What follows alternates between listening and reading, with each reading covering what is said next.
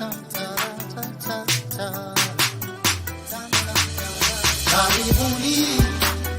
welcome tuelimishwe kwa masuala ya jamii, tutumbuizwe sana mbalimbali, tujuzwe juu ya matukio ya kila pembe, hapa duniani kwa familia nzima.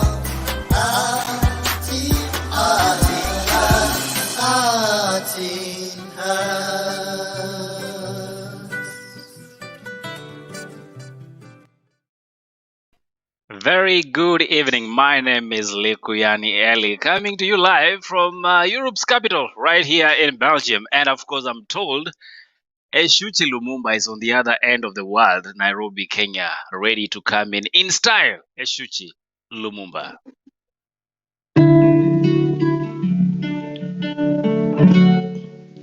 Assalamu alaikum, nawasalimia, kisha nawambia, mwanisikia, nyimbo zetu Bongo, hizo nyimbo zetu, utake sitake, kama utaki ni basi, tarara tan tan tarara, tarara tarara, usinilaumu, sio kosa langu, imenilazimu nikuimbie nyimbo zetu Bongo, hizo nyimbo zetu, utake sitake, kama utaki basi, pepeta Bongo, pepeta, leo twakesha na Bongo tu, pepeta Bongo, pepeta, nani asijua basi, pepeta Bongo, pepeta, leo twakesha na Bongo tu, pepeta Bongo, pepeta, nani asijua basi. Hey. Yes, good evening people from the Hi Nyanduko. Leo tupepeta Bongo kwa sababu tumekuja na vile vidosho na vile vidude vya kutoka kule pwani. Sasa tupepeta Bongo pole pole tu. Siko salamu. Well, I understood half of that. The rest of it, I'll leave it to you to do that. Good evening, Eshuchi. Yes. That was beautiful. Thank you very much. Good evening to you. You are red and you look either Valentine-ish or Christmas-ish. I don't know which, but I'll go with the season. I'm assuming this is Christmas-ish. Sasa imebaki tu ile kofia ya Santa. Ama mambo ya wazungu tuachie wazungu. Mambo ya wazungu wachie wazungu. Wewe ambia serikali ikupe kazi. Wewe angalia ya kwako. Ya kwangu wachana nayo. Wachana. Aufanywangi aje ile kitu. Pangwingwi. It's good to see you. It's good to see you, Nyanduko. It's good to be here to all our viewers on the other side, and of course, Eli from the other side. We appreciate you coming on board. This is our season finale on Creative Space, and man, it's been a journey. It's always gonna be a journey, and it's always an amazing time to be here. Back to you, Eli. Hey, Eshuchi Lumumba. What an entry. And of course, Nyanduko looking all beautiful. You know, this is killing two birds with one stone, because Nyanduko has a rumor that in February we'll be having an event. And therefore, she started already preparing in advance in the name of Christmas. But then again, it is the Christmas edition. And of course, we know it's too early to celebrate. But of course, why not get back to memory lane? Let's start with you, Nyanduko. Ulikuwa unavaa nguo ya Christmas, or what was your normal Christmas event when Christmas hit?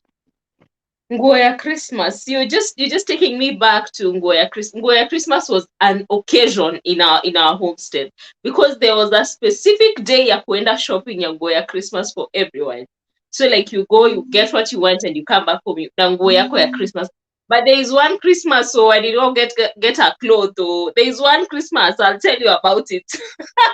But it was an occasion, really. We used to like go shopping for those clothes early enough, like on the 20th. Alafu unaficha nguo yako, even your sibling does not get wind of what your cloth looks like, alafu on Christmas wewe na nguo yako inanuka duka, hata hujaosha, hata hujatoa ile kitu ngumu ya hapa nyuma. You are killing them with kindness. Nguo inanuka bamba. Kuwamaliza, kuwakunywa. How about you, Eshuchi? Mimi, I can only take you back memory lane if you allow me to give you a 2-minute story about Christmas. Okay, fine. Christmas Go was ahead. grand. Take it away. Christmas was grand. So, nguo yangu ya Christmas ilikuwa inabaiwa as early as March. And that is on a good year when you've been good to people and your dad or mom decides they'll buy you Christmas a Christmas cloth. All these other days there were 3 major clothes.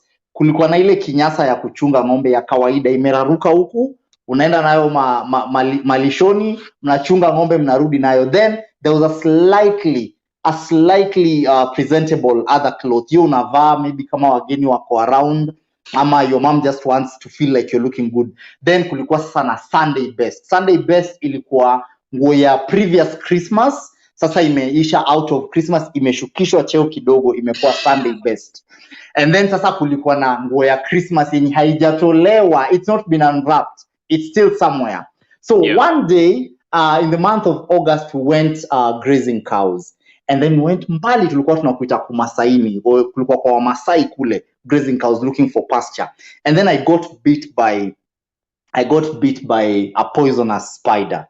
We didn't know how serious it was, but in a span of 10 minutes my entire body ilikuwa imefura. I had swollen, you couldn't see my eyes.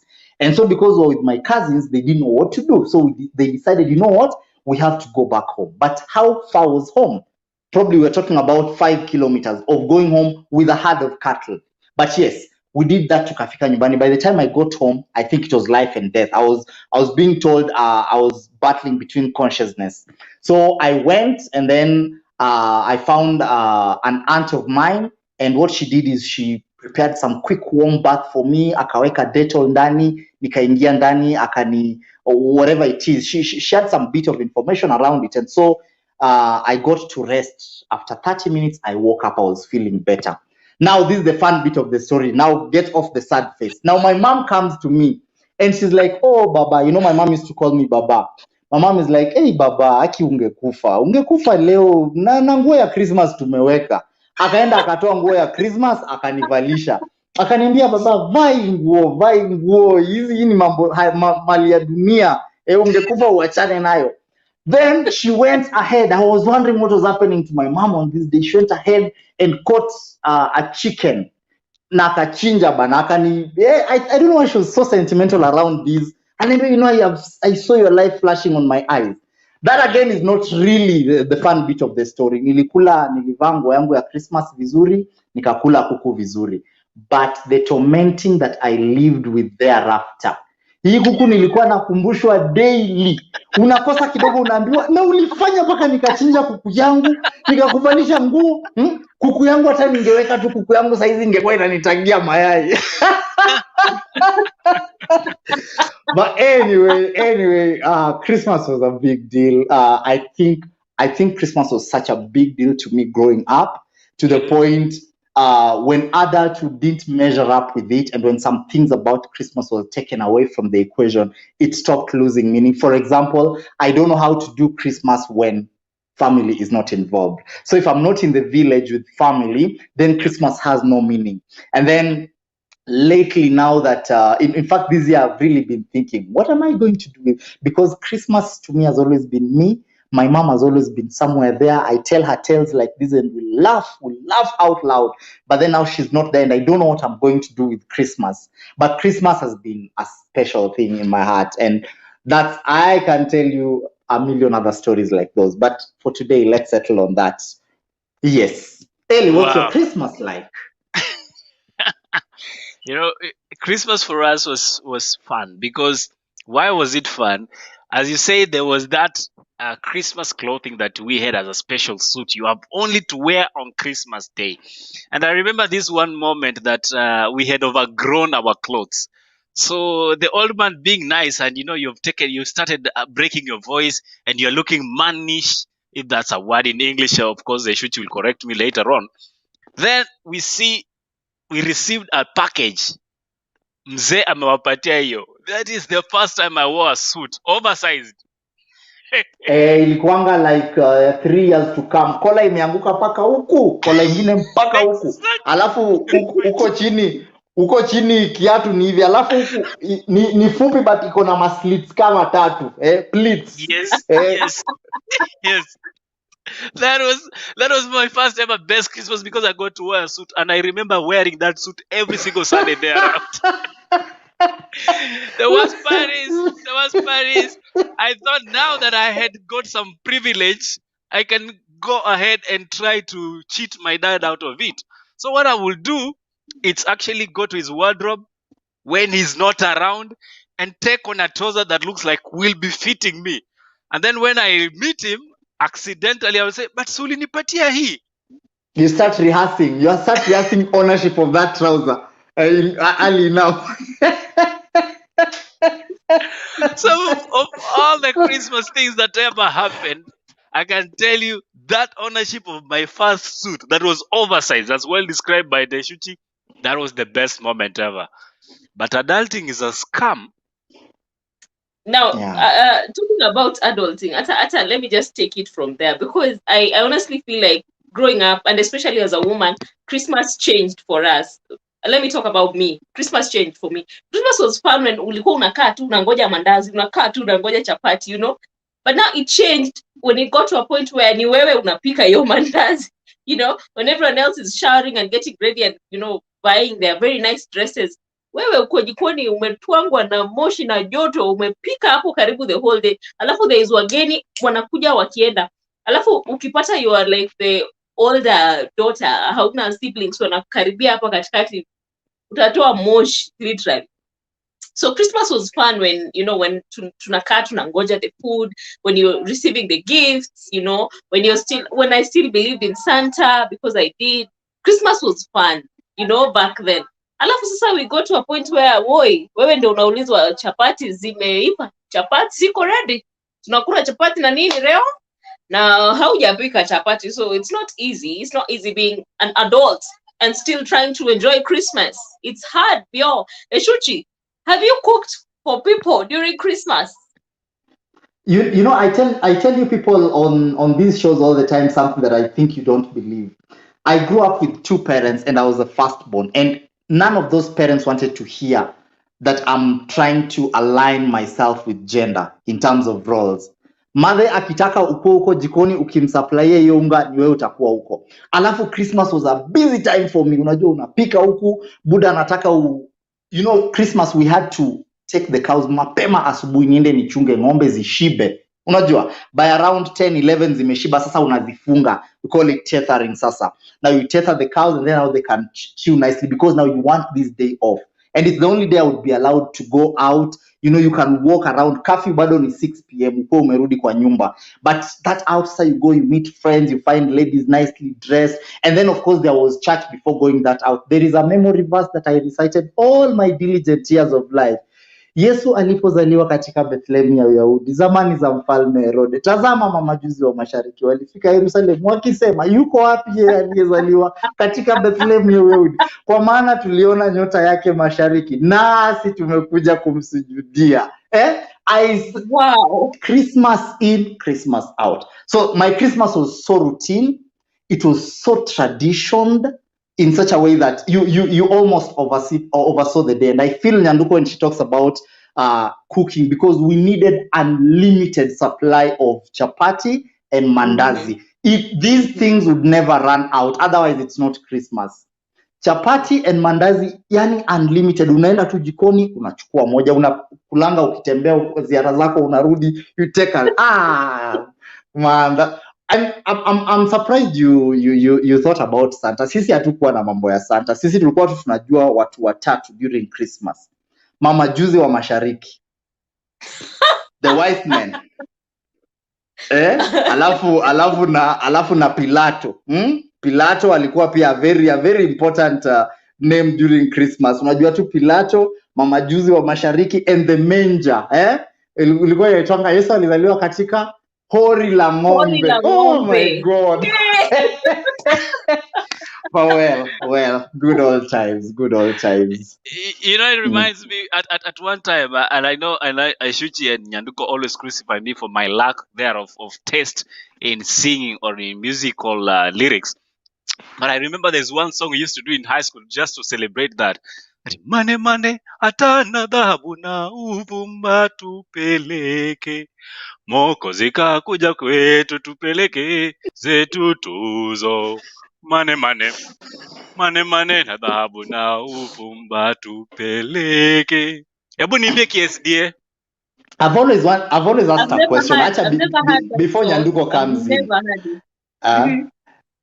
it. There's one thing, and trust me, I'm not attacking this on any religious grounds. There's something I always picked up about Catholic songs. In Catholic songs, people are just happy always. Huko hakunanga shida. And they're always talking about giving. It's your zaka zetu, zaka na zawadi tumpe. It's always zaka. That Yesu is always asking for zaka and zawadi. And then in the other side, on the SGS side, they're always just singing about going to heaven. Yani the way everything will just be fine.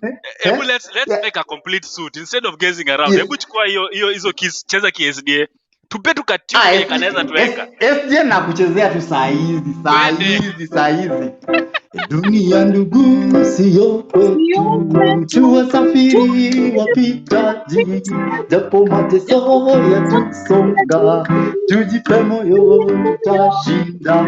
Then those guys with the heavy voices wanakuja.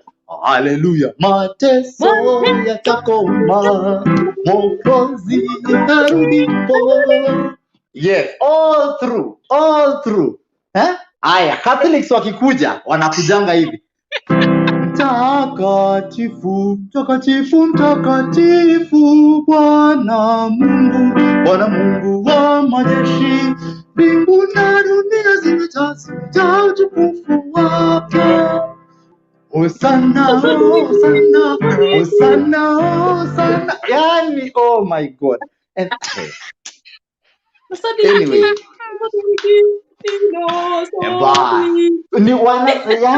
Yani kusadiki tu na kupeana zaka, zaka na manukato kwa mfalme. Hebu tufanye hivi, kuna watu pia wana watch show. Let's just break it. And today we are very philanthropic. We've decided to stream on all our platforms so that everybody that has been missing us can have an opportunity kufunga this episode with us. And thank you so much for coming to this episode of Creative Space, because you are having the last episode of this season. We have Evelyn Ingwe who says, Nyanduko ni watao ati Santa. Of course. I know. Of course, who is Santa? Then I'm saying Christmas was fun when ngani plus cowboy equals chapati. Oh, that's ngano. Chapati achana na hizi za sahi. Chapati na nyasi hakuna tofauti. Yani hizi chapo za siku hizi si chapati. You know those days when chapati was chapati. What are this chapati that you unakutana nazo pipeline zimefanyiwa ile kitu even imeshukishwa madaraka. Hata si hivyo nini. Unajua kuna kitu inaitwa goods of ostentation. Yani kuna zile goods ambazo value yake iko on their scarcity. They made chapati scarce, so it had value. Squeezy bana, unatoka bana unagongana na chapati. Mpaka squeezy mtu unasikia mtu anakuambia nimekula chapati sana, pika ugali. Where? Evelyn says, I miss Malako. And Malako, if for you who knows this, I think Shuchi, you can resonate with this. Malako, those times Malako, I used to sing the rehearsals you've just said, the choral verses, exactly, and all that. Choral verses. Tulikuwa na mamajusi watatu and all that. Wa mashariki. Shariki. Lilian Mudeo says, she misses your chapati, because the question you are asking, what do you miss most from your childhood Christmas memories? Share with us in the comment section. And of course, let's make this a memorable time as we approach the Christmas season. Of course, this is Art in Art. We are hanging out with Nyanduko 254 and Eshuchi Lumumba mwenye leo ameamua atatupigia all rendition ya muziki za aina yote. But again, tomorrow we have Coach Collins Bolo in the family edition. It's some kids, it gets them, it feels like, oh, so it's me. So it seems I'm the problem. Then they start developing guilt consciousness on issues whereby if skills like labeling is addressed well, in case there's a problem with kids, if you have a house help, you have a parent, kindly separate the person from the problem. Address the problem, spare the person. Attack the problem, spare the person.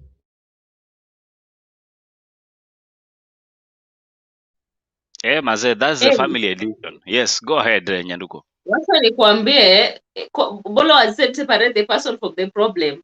This one time, people we met did not separate the problem from the person, walitutandika. Now this is what happened. It was on Christmas. We had just moved to a place that is predominantly a Kalenjin, place yenye wanaishi wakale wengi sana. We did not know that December, the Christmas period, is the time when they tahirisha, is the time when circumcision happens. And their boys, usually, we used to live like near a river. Their boys, wanaendanga mtoni kuoga at a specific time, and they're not supposed to meet women on the road. So as we've showered, the Christmas tradition where you're going to Tangatanga now, you'll come back later in the evening. We have showered. Umejipaka yote, umeshine, umeng'ara na nguo yako mrefu, umevaa na viatu mpya.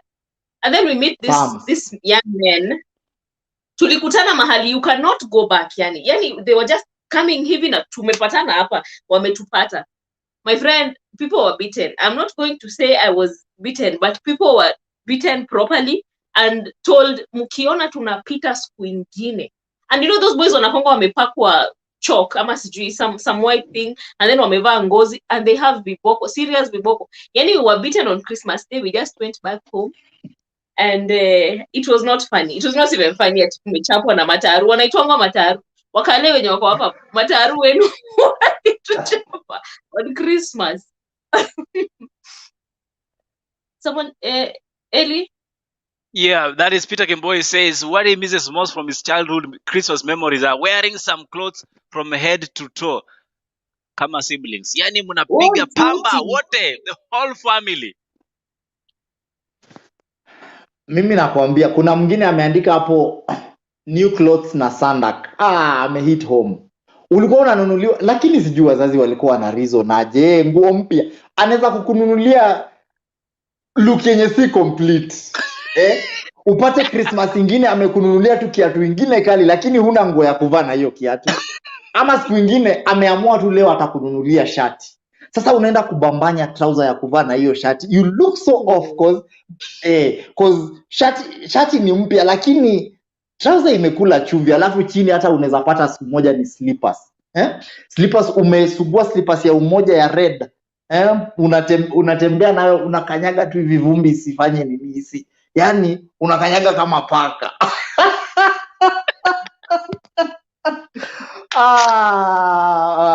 Oh, Christmas. I miss those days.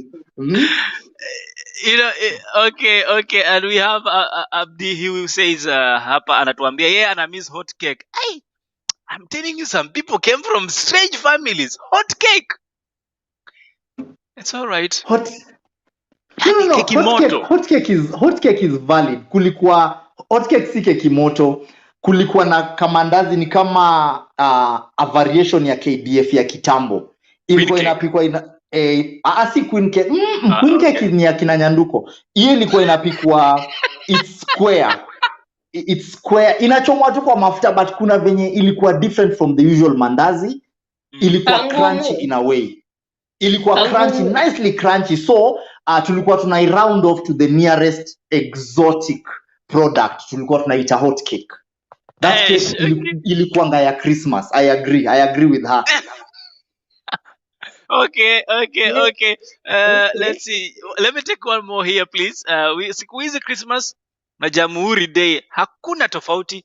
Yani nowadays hakuna kukaranga nywele na kipande cha chungu alafu unapaka kimbo. Did you ever experience this, Nyanduko, or this is foreign language to you? For some reason today you guys are out here to make me look bad, but it's all right. No. It's all right. We're just welcoming you into our world. We want to be sure on the same page. I have heard about it. I have not done it, but I've heard it has happened. Kwetu, we were privileged to have an elder sister who is a salonist. She knows how to plait. So Christmas period was time ya kusukwa nywele mpya, and it was the only time ungesukwa braids. The rest of the year ni wewe na lines za nyuma.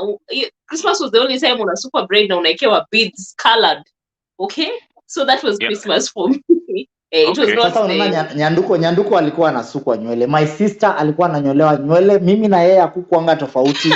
Baada akitoa pesa ya kinyozi, ananipatia kobole, anapatia sister yangu kobole.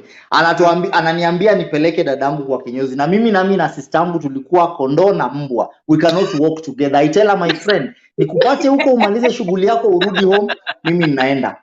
Sasa hiyo mambo ya Calkit, my mom sasa was the mother of those. I had a very pretty woman for a mother. Alikuwa anakaa pale, anaeka hiyo nyungu yake kwa moto. Sasa hiyo unajua Christmas anachoma mahindi. Sasa mahindi Christmas ilikuwa kama snack. Ile yani ya kupitia tu kingozi ya vitu vinono. Sasa anachoma kama mahindi yake hapo na ameweka ile nyungu huko ndani, inachomwa na moto. Alafu yeye sasa alikuwa ameupgrade. I think Kimbo alikuwa anaona Kimbo kidogo ni ya wale watu wa kule chini. Sasa alikuwa ananunua mafuta ya mnazi. Ile ya kitambo yenye akipaka huko na umesimama huko unasikia Mombasa ikinuka yote. Coconut. Anapaka, alafu anachukua hiyo nyungu na anaipitisha hivi. Now that I grew up, I think about it. Because unajua hiyo nyungu ilikuwa ukipitisha hivi inakata nywele kama yote. Ilikuwa inaikata ikiichoma. But yes, for the day it was worth losing that amount of hair and then growing it again for another day. Then my mom would walk around looking so pretty. And then she would watch me from church nikinerate hizo Bible verses. Tukifika nyumbani ukose. Mama Juzo wa Mashariki. Ukifika nyumbani anakuambia, kazi unajua tu ni kusema vifungu za kukariri huko kanisani. Lakini vitu hapa nyumbani unafanya tabia ni muozo.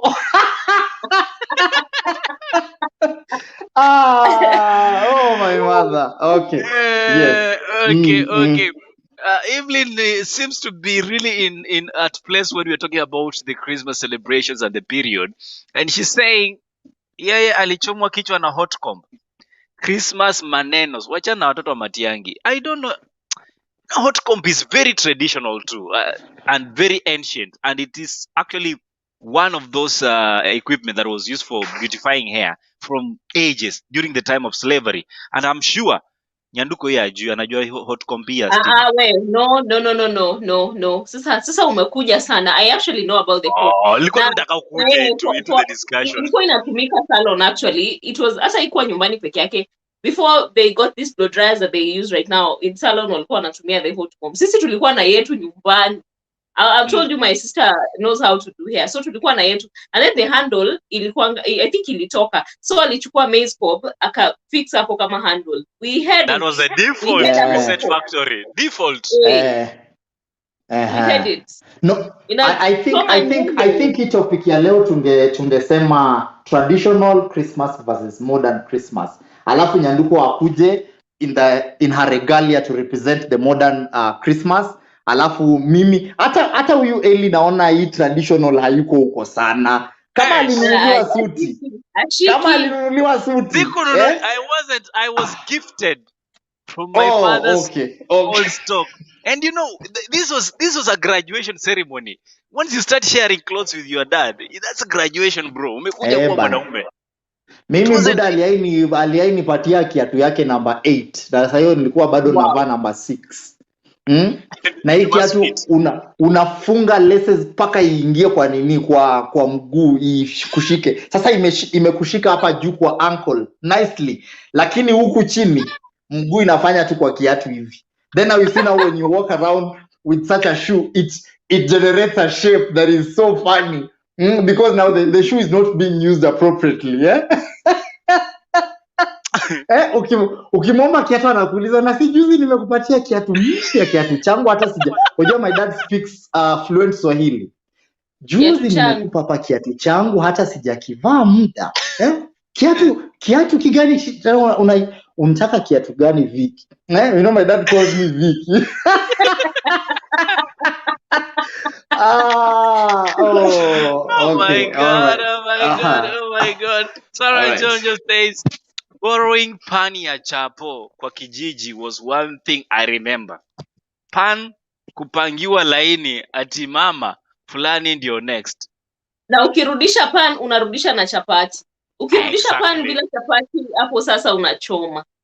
Unaharibu heshima ya kijiji heshima. kabisa. And you utakuwa isolated.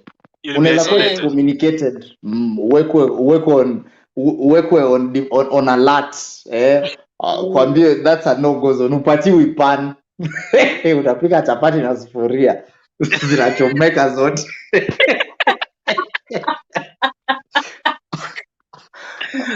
Can you guys get serious for a minute? Let's get serious for a minute. Okay, fine. It's never that serious anyway. So you know what? We have a special thing coming up, and in case you haven't been part of this conversation, we intend to make Creative Space even more entertaining and educative for you, for my camera that is just trying to misbehave. Let's take a quick one, and when we are back, tunakutana mwalimu. Mwalimu gani? Mwalimu wa Kiswahili, si ndio? Tujifunze Kiswahili.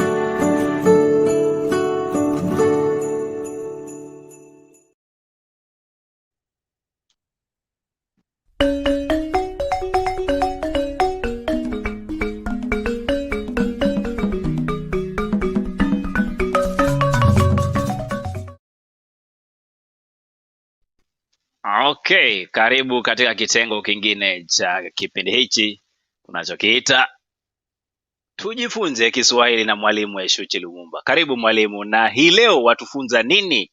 Manake lugha ya Kiswahili tunaipenda na tunaisherekea. Kwanza ilivyo desturi, heshima za Kiswahili zaanzia kwa kuwa mkuu, na sasa nitaanza kwa kuwa mkuu. Jamboni nyote siku ya leo. Hatujambo mwalimu. Basi leo tunataka kuanzia kuchanganua lugha ya Kiswahili kutokea katika sehemu ya maamkuzi, au kwa lugha fupi tusema salamu. Na salamu ni kitengo cha lugha ambacho ni muhimu sana, kwa sababu lugha zote zile katika dunia hii, kwanza mazungumzo yote huanzia katika salamu. Na salamu kwa lugha ya Kiswahili zajulikana kama maamkuzi. Sasa mnavyotambua, lugha ya Kiswahili ni lugha ambayo imekuzwa haswa katika sehemu za Kiafrika za dunia, na haswa Uarabuni na sehemu za pwani kule, ukija sehemu za Kenya, Tanzania na Uganda pia. Sasa hiyo ni kwa kifupi Afrika Mashariki. Na lugha ya Kiswahili ilivyochanganuzwa ni lugha ambayo pia yasaidia kubeba tamaduni. Sasa kulingana na tamaduni za Kiafrika, pale mahali tunavyoamkuana, kukiwa na watu wawili ambao wamepatana, tuseme asubuhi ama mchana ama alasiri ama jioni, yawajibika kwamba yule mchanga ama mdogo wa wale wawili ndiye basi wa kuanzisha ile hali ya salamu. Sasa wakati tunapatana nawe, tuseme ni mimi alafu na mtu wa umri mchache kuniliko, ama mimi nipatane na mtu wa umri ambao unanizidi, ni mimi ambaye nipasa nianzishe zile salamu. Na salamu ambayo na swali mwalimu, umesema tunapoamkua ni lazima iwapo tumepatana, umenizidi kiumri, ni mimi ninayehitaji kusalimu. Kwa hivyo iwapo nataka kusalimu ama kuamkua, nitakuamkua vipi? Sasa kulingana na umri, lazima hapo cha msingi kabisa, salamu za msingi kabisa ni shikamoo. Kisha nitakujibu marahaba. Ya shikamoo ni salamu ambazo zitatoka kwa mdogo zikienda kwa mkubwa. Haitawahi hata siku moja kuwa sehemu ambayo mtu mzima ama mtu mkubwa ama mtu wa umri uliozidi mwenzake kumwamkua mwenzake shikamoo. Haiwezekani na haikubaliki. Shikamoo ni salamu ambayo yatoka kwa yule mchanga anavyoamkua mkubwa wake.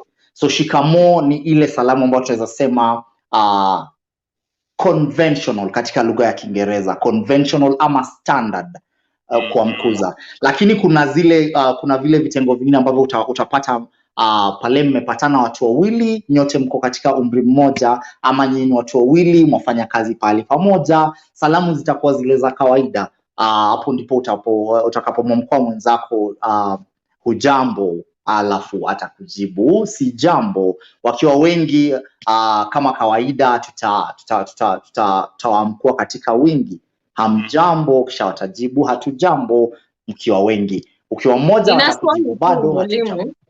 Ndiyo Nyanduko. Ninaswali, naambiwa ya kwamba kuna salamu ambazo zaendanisha na nyakati, wakati tofauti na salamu tofauti. Kuna salamu za asubuhi, kuna salamu za mchana na salamu za jioni.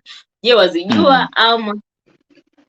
Sasa hapo tunaenda hapo, Kiswahili kimejaribu kutohoa, kwa sababu katika lugha ya Kiswahili yenyewe hakuna vile vipengee halisi vya salamu ambazo zinaendanisha na nyakati. Wakati mwingine utapata wanatohoa kutoka lugha zingine, ama wanatohoa maneno mengi kuyachanganya kisha kuunda salamu. Utapata mtu amekwambia asubuhi, uweza mwambia mtu waambaje, lakini waambaje ni salamu ambazo ni za kisasa kidogo, si zile za kitambo. Kitambo mtu angekuambia habari ya asubuhi ama habari za asubuhi, kulingana na masalheri, sabalheri ndo za nini hizo?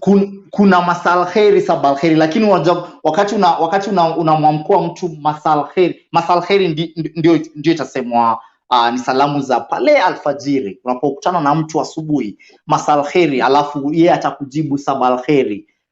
Alafu pia jioni mtasema vivyo hivyo, kwa sababu sabalheri ni kama kisawe cha magharibi, na magharibi katika lugha ya Kiswahili tunaelewa magharibi humaanisha ule wakati ambao jua linatua kule. Kuna magharibi na mashariki. Kisha masalheri ni kisawe cha mashariki. Sasa ni kama kufungua na kufunga.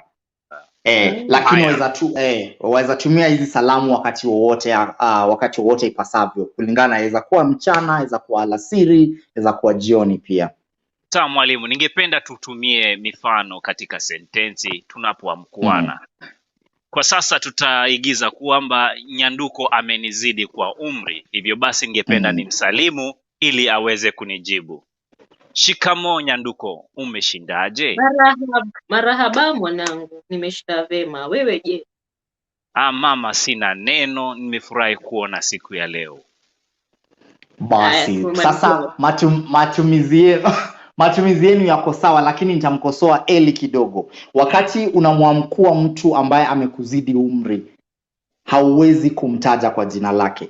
Utatumia ile tunaita acha nitumie jina la Kiingereza ikieleweke vizuri.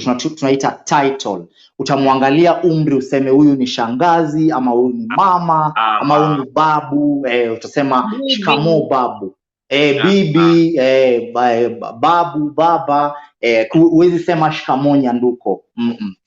Hivyo basi ndio sababu ukiangazia katika sentensi yangu ya pili nilipoendeleza mazungumzo nikasema nimefurahi kukuona mama.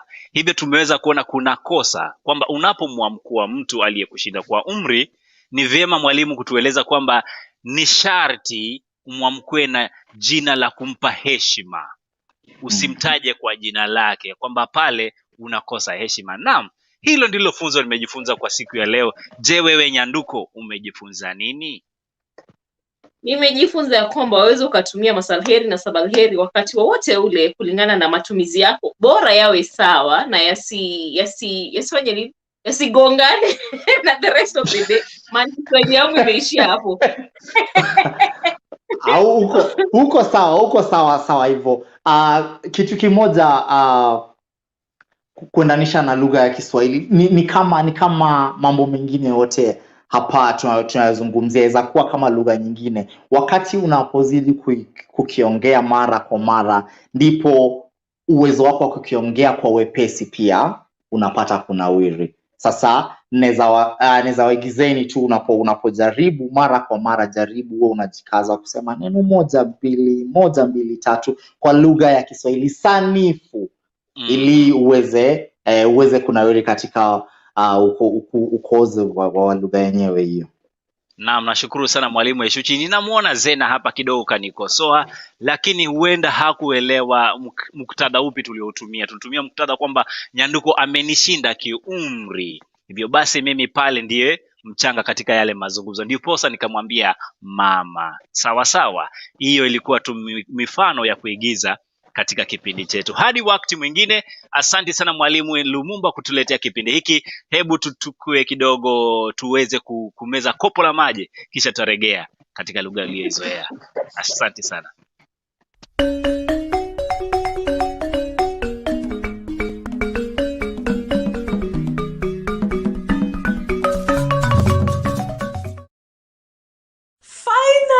We have another offer because Christmas came earlier than expected at Joymark Wallpapers and Deco. So with only 950 Kenya shillings, you get yourself a roll of wallpaper.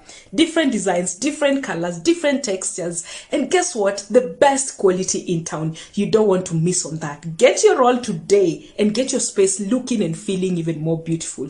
Get in touch with us on 0712 027 807 or follow our pages at Joymark Wallpapers and Deco. Definitely, you want to get your wallpapers, spiced up for Christmas. Get in touch with Joymark Wallpapers. The contacts are as they appear in that short commercial. So back to you guys, and I want us to now tone it a little bit down and be considerate of those people who have no opportunities to spend with their families this coming holiday seasons. What suggestion would you give that could make these memories be better or definitely mean something meaningful in their lives? Let's start with you, Nyanduko. Unaweza jibamba na nini?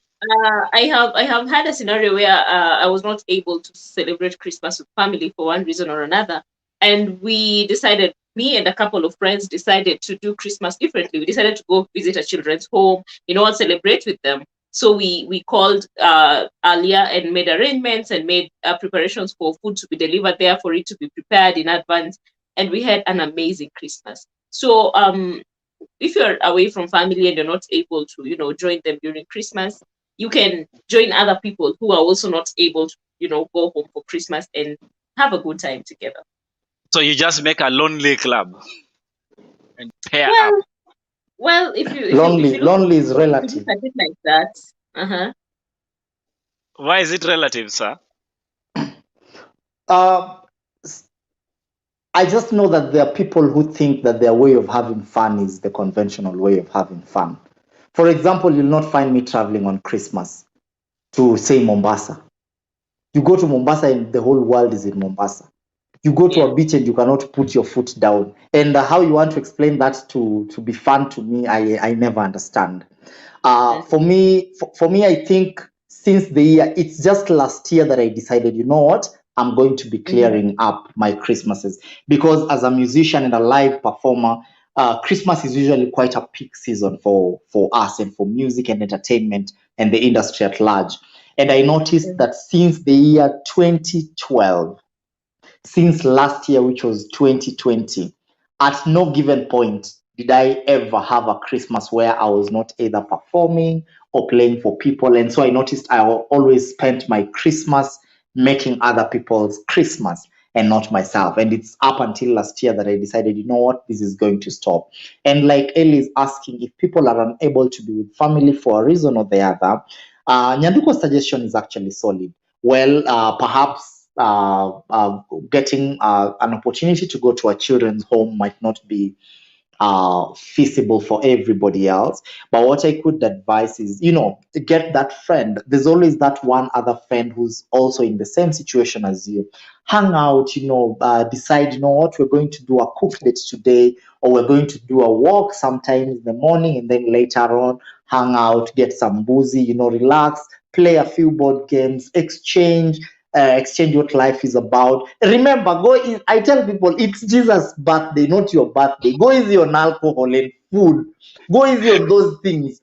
So, as you enjoy Christmas, know that you are not enjoying your birthday. It's someone else's birthday. So Yes, do it yes, in moderation and in a manner that also gives you, the sort of comfort, enjoyment, and, relaxation, most importantly. Yes. definitely. That's awesome tip on how to manage your Christmas. But in case you have no plot, there's actually one coming on your way, and you can catch it. Take a look. Dad, how come you're not in this photo? Every time, Mommy. Every time you have to remind me. I said I was at work. He is late. Again.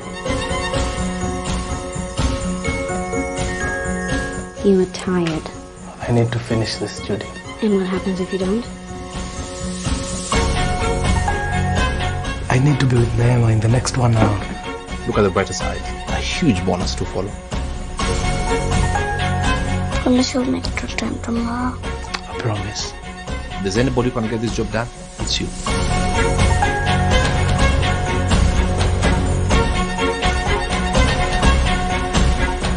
Things are not as black and white as you see them. It's hard for you to understand.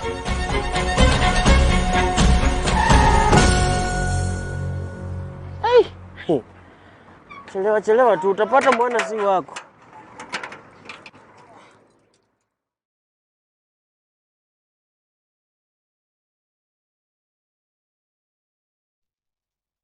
That is Christmas love.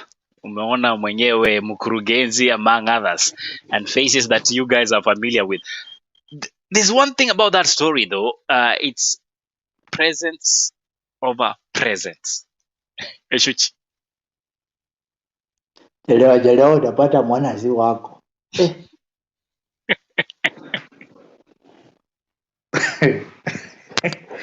Nani aliambia watu soldiers lazima wakuwe Waluya? But anyway, ni sawasawa. I honestly really am looking forward to this. It looks amazing. It really, really looks amazing. And I think the approach to the story is that really also tries to tap into the deep nerves of, the real issues that walk around. Already, the trailer itself gets you into a zone, and a very interesting zone of, we call it in literature catharsis, where you already feel like you're part of the story and you understand what people in the story are going through, and you just wait to watch the story. I know it's gonna be a great one. This is Abel Mutua we're talking about, man. So I can only look forward. Mnyanduko suba hizo ticket nipeleke kwa show. I will do that. I'm not sitaki kucommit hapa on live television alafu if I don't you come and embarrass me here. So we will talk about it. I know you will. I know you will. I know you're going to ask me the same question. No. You know how I feel about Kenyan content. You know how I feel about Kenyan content. So I'm Today hata tuchokozi wa Kenya, we're just encouraging that actually they are doing an amazing stuff, because movie and film after film, this is an amazing way to go. And it resonates with what Eshuchi said the other day, that anything you want is there. You just have to open your eyes to them. And then, though there's one thing else that stands out in this story, I pick out the issue of a very hardworking young man trying just to, bring stuff on the table and make sure that the house is provided for. But apparently, it's not all that we need as a family, Nyanduko. I will not talk about the trailer because sijaiona vizuri, so sitakupatia like I do not even know what to tell you about the story really until I probably watch it, ndio nikupatie my perspective of the same. But it is Abel Mutua, like Eshuchi has said, so we do not expect anything less of amazingness. So yeah, let's just wait for amazingness. Okay, we have seen also Robert Burale. The name there is always a tough one. Will be on that set. Robert Burale. Huku nje nasikia anaitwa Burale. Ohurala ni kuich. Like that thing that used to, in the village there is some Samba. But But you know what? Last week we talked about an amazing production that was going to air. You guys might have missed it, but not everybody missed out. So take a look and just snippet on how things went.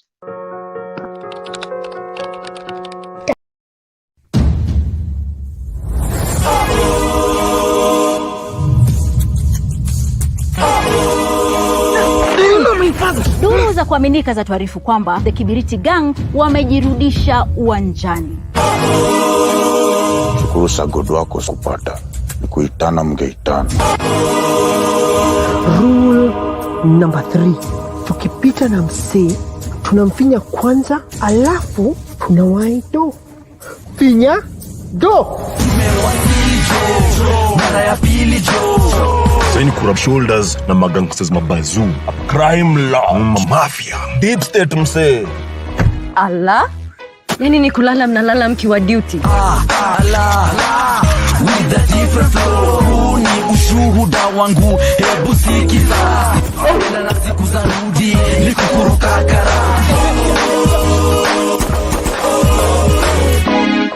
I'm pissed off. Bloody gasket. Hiyo tumekataa.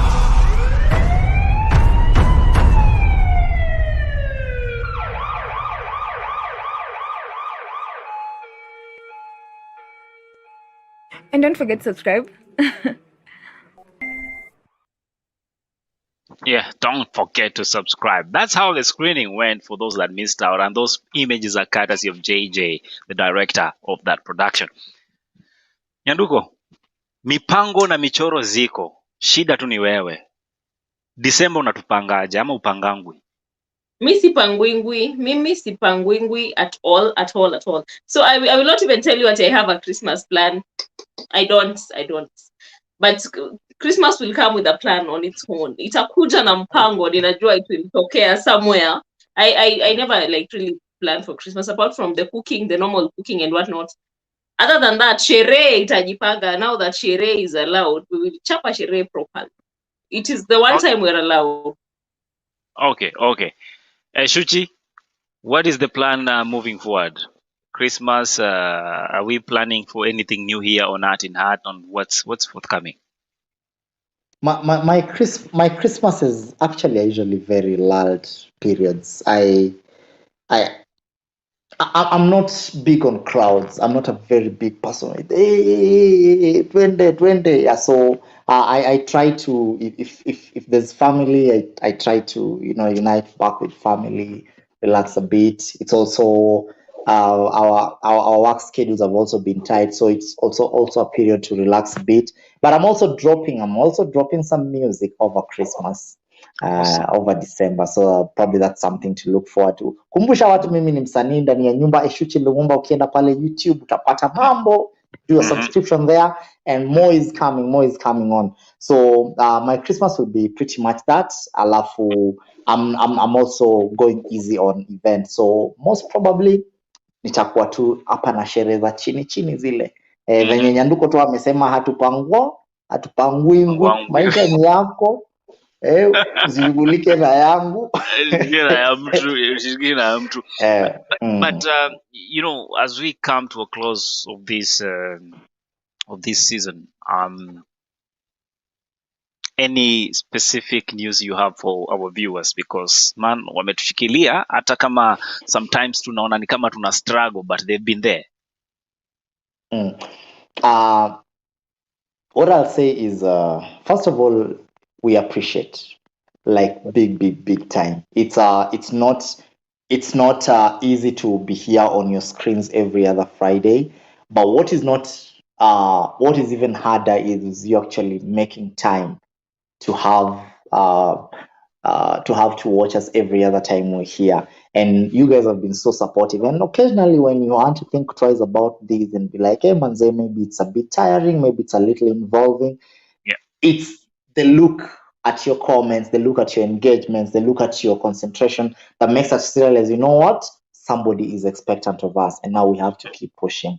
And so what we're going to do from our end is just to do the best to ensure we are consistent with you, to ensure we are able to have your needs satiable, to ensure we're corrigible in all areas that perhaps need some amendments or changes or maybe reconstructuring, and just to ensure that we're here for better content, consistent content, upholding, entertaining, educating, and of course informing every other time. And just ensure that you're also on the other side and that this show becomes value for your time going forth. Yes. Awesome. I mean, that's what we want to resonate with when we are talking about Art in Heart. And coming next season, we cannot wait to come back because we will be merging some stuff here and there, and you'll be seeing some faces that you see on other platforms coming over here and just doing awesome stuff with us because we are about those four things: engaging you, educating you, informing you, and of course, entertaining you. In the meantime, doing that for ourselves. So we want to invite you next season, which starts in February, you said, right? Unawapangia nini February? Waambie tu kidogo. Kuna show bonge February la kwanza show. tunaanza na Valentine's show pale moto. Tunaingia yani we're getting back, we're coming back with love and in love. Around love, within love, yani mambo itakuwa ni mapenzi na upendo moto all through it. So that's gonna be our comeback, and of course even our break is not to isolate you guys. Don't feel detached. We'll be here and there giving you snippets here and there and just getting you on board so that you know we are out there just digging, researching, and reconstructing, so that by the time we are back, we have actually sampled out things that are very targeted for you. And very, very fleshy for you. And definitely that comes from the 11th of February 2021. It will be the first Friday. At this time, mazee, tunapigia show yenye mtafurahi. And most of this stuff, of course, we're going to go into production and make sure it comes with some nice crispiness that you haven't experienced in the past. All in the very, very reason of making sure you get the very best. We understand sometimes we let you guys down, we drop the ball, but guess what? Through all that, we still learn. And the value of learning is you have to come out better. And that's what we are all about. This Christmas, Eshuchi, mi nataka tuambie wase, this Christmas, if you haven't taken time to do anything meaningful throughout this year, take these Christmas holidays to do something meaningful in your life and in the life of the people next to you, and the people that you care about, and the people that you love, and the people that you equally hate. And why am I saying this? We're going to a new year, that is 2022. And unfortunately, history has shown us when elections happens, especially in these parts of Africa, we tend to forget the very reasons that we are bounded together as a people. There is the brotherhood, not because we share a common stomach as a parent, but because we share a common bond. It could be our nationality, it could be our faith and our beliefs. Let us not take this period for granted. Take this time, by the way, to reflect on the importance you have as a person and as a community. And not manze, kuna vita zingine za upuzi. You guys will celebrate this year, and then next year you'll be mourning because you didn't have time to think about the values and the importance of who we are as a people. So mimi now I encourage from this desk, let's go out there and preach peace. And above all, it's just an election. It shouldn't cause crisis. Eshuchi.